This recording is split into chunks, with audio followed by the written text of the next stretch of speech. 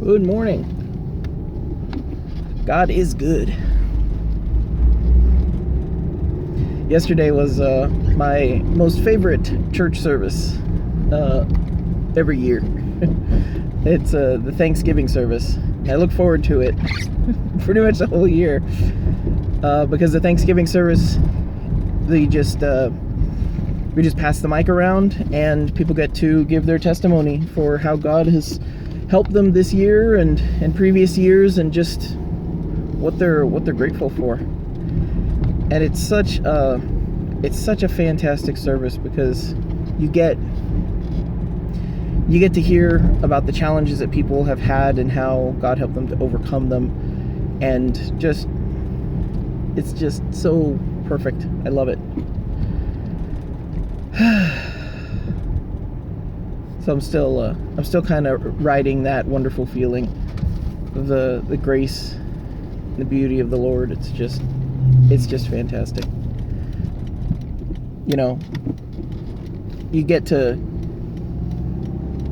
see the people at church and you think, oh, these people, you know, they got a handle on things. They know what's going on. They don't struggle.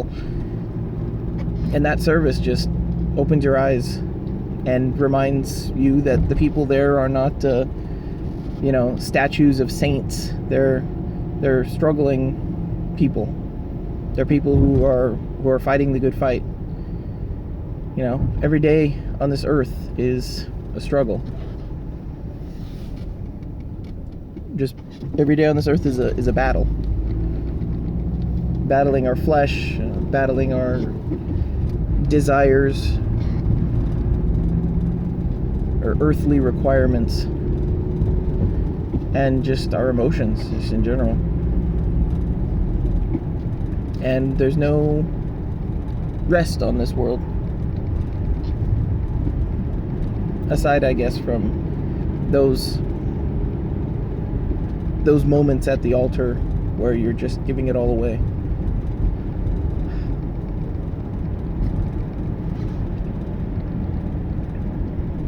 It's what really changes people. It's not an external thing that happens. It's not a change that we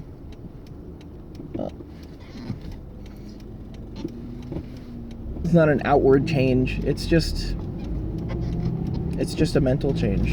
You know, it's a change of heart, a change of spirit. And when it happens, you can tell, you know, people around you know.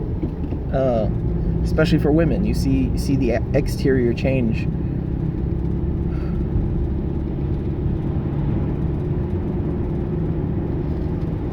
People become reborn, remade. And that is probably the most powerful testimony, is your lifestyle, the way you live, and the changes that happens there, the changes that happen there.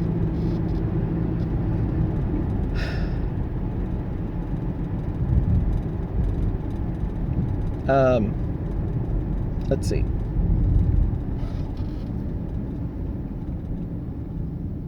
Right. So I'm doing a paddles, the paddle triads. I'm doing some high quality prints for high quality photogenic prints, so I can take some quality pictures and you all can see them. I think I'm going to put some of these 3D printed bits, like the paddle triads, obviously, and then probably the Mountain Dew shields. I'll get some quality prints of those and put them on the website under a somewhat developer section or something like that. I don't know what to call it, but I also think I'm going to make it a like Web 0.5 version website. So it'll just be a blank white page with the text on it.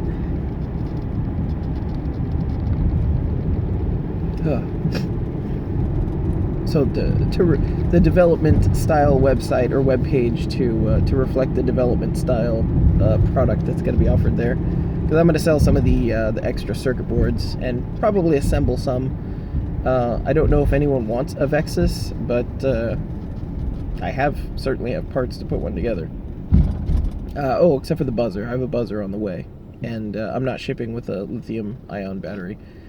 But like putting the buttons on and getting the buzzer on, and then you just add your own battery. I also have mic kits.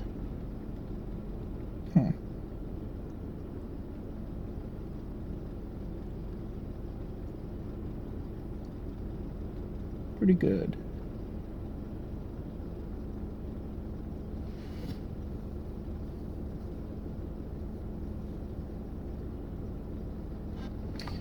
I don't know if I've mentioned, I got some we got some chickens.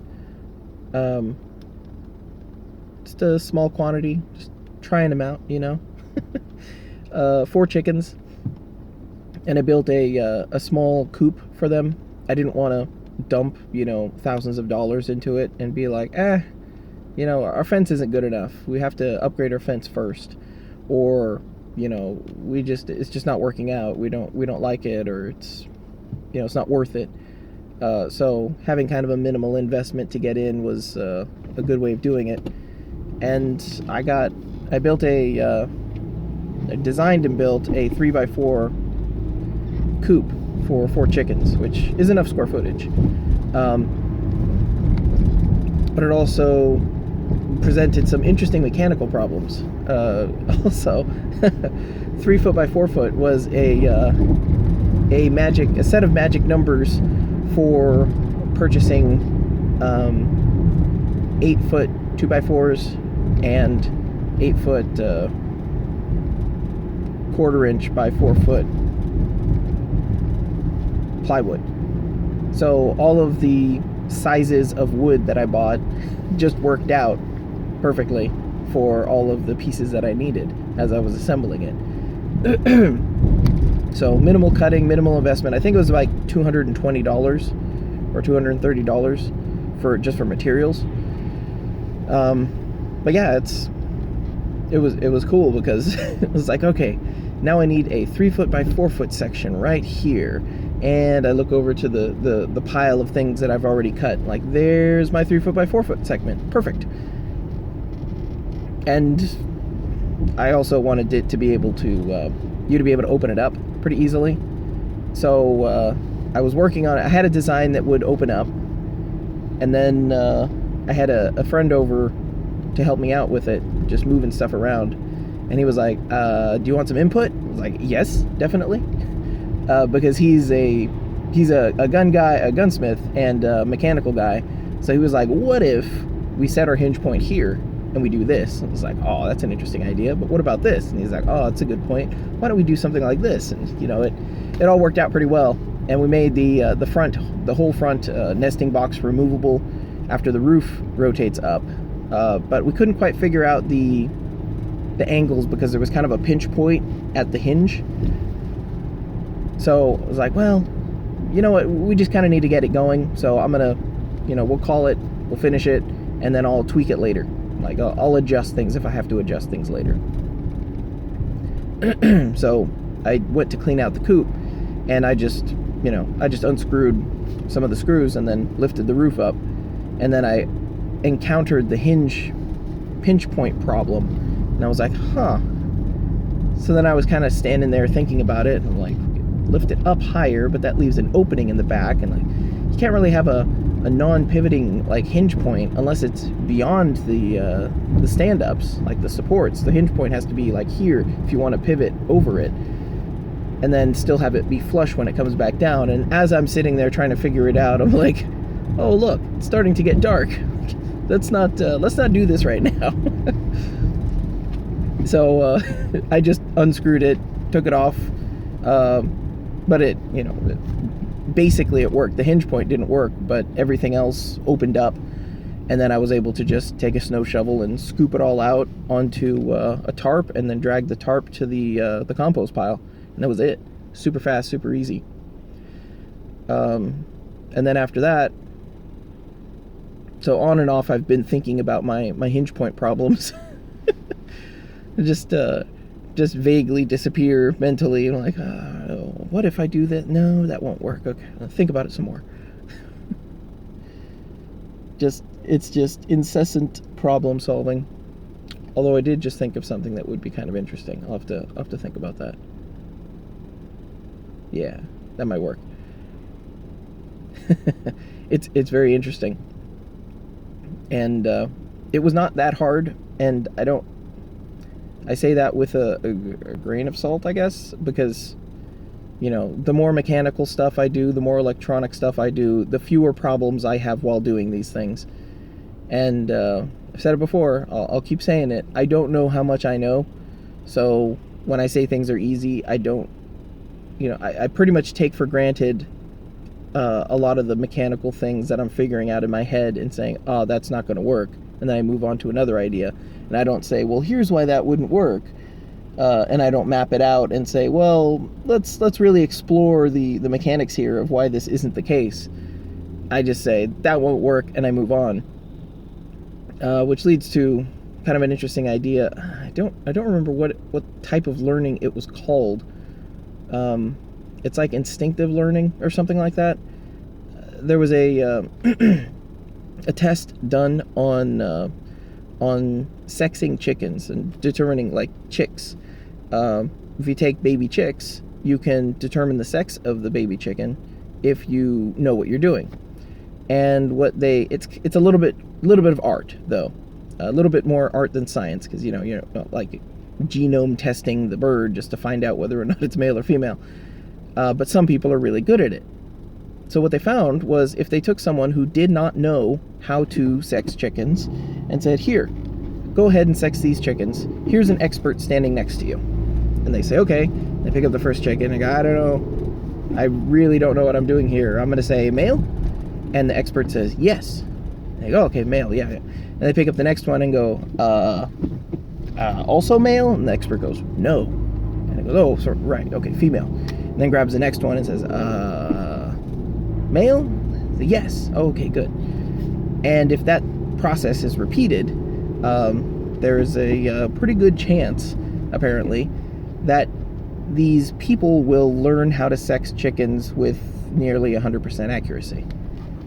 And what is particularly interesting about this is they have no idea how they do it, because there's no method breakdown, there's no workflow, there's no process understanding. It's just you look at it and intuitively your brain is processing all of the factors that determine whether or not this chick is male or female, and the answer, the flag pops up that says ding, male, and then you go, oh, it's a male, and you don't know why that flag went up. It's like black box learning. It's the weirdest thing, but it's very interesting. The idea that you can learn how to do something without understanding how you do it, to be accomplished at doing something without understanding why. And that's kind of an interesting point that leads into things like the best football players are not good coaches. Because the best football player, or for the best football player, for the athlete for whom the sport comes naturally, they don't understand the mechanics of what they're doing, they just know they're good at it. And that's perfectly fine, until you want to teach other people. So without the mechanics, without that deep understanding, it just doesn't work. So to be able to, it's like asking a tall, good-looking guy, like, hey, how do I get a girl? And he's like, just be yourself and talk to them. Like, yeah, bro, just because that's what you had to do doesn't mean that that's what everyone else has to do. That's a lack of understanding of what's already the pieces that are already on the chessboard when you start playing. It's just interesting, how to teach and how to learn, or how to learn without understanding.